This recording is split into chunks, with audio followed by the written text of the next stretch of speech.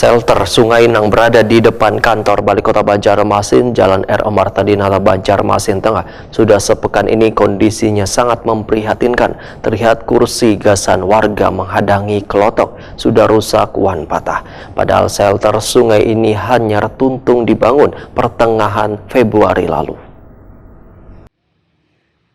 Shelter sungai yang berada di depan kantor Balai Kota Banjarmasin Jalan R.A. Marta Dinata, Banjarmasin Tengah, sudah sepekan ini kondisinya sangat memprihatinkan. Terlihat kursi gasan warga menghadapi kelotok sudah rusak wan patah. Padahal shelter sungai ini hanya tuntung dibangun pertengahan Februari lalu. Kepala Dinas Perhubungan Banjarmasin Slamet Begjo Takuni Prima TV besokan Kamis 2 Mei 2024 mengadakan shelter sungai di depan kantor Balai Kota masih belum diserah terimakan dari provinsi ke pemerintah kota, sehingga perbaikan rusaknya fasilitas di shelter tersebut belum menjadi tanggung jawab pemerintah kota.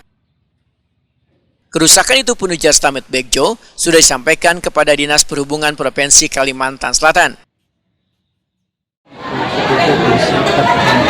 Iya Pak. Kita sampaikan ke teman-teman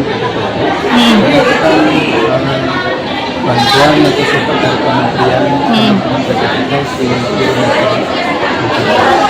satu hari akan menanyakan hal yang sama. Kita sampaikan bahwa kewenangan kami belum bisa terima.